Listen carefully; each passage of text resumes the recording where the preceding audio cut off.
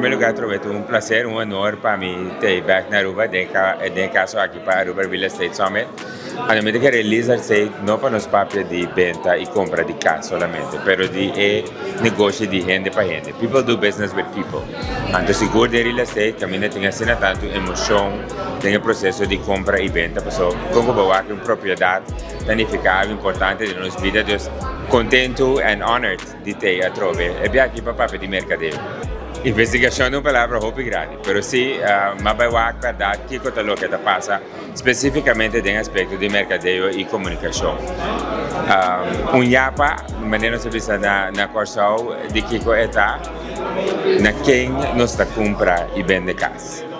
No momento que como real estate agent, você põe listing ou para receber listing, que é o mensagem, que é o enfoque. Maneira visa hoje, gente está a negócio com gente.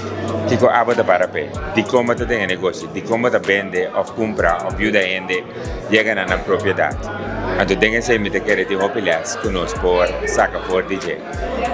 Las nang di é o que você está fazendo para social media, está dando resultado que você está comunicando a proposição de valor que você tem sim ou não. O negócio está basado mais em referrals. Então, como você traduzir esse hora de mundo que dia para dia de mais digital, caminha ainda não está Google mais, mas não vai encontrar ChatGPT, 4 mil real estate agent. Então, com o aspecto humano, dia para dia vai ser mais importante e também marca a diferença.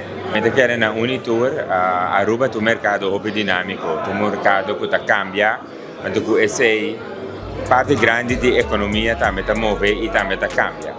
Então, se você quer que algo a atenção para o papel de real estate, você quer seguro se me vai a lista de gente, de speakers, de keynotes também que eu tenho, você quer seguro que você parte de conversação.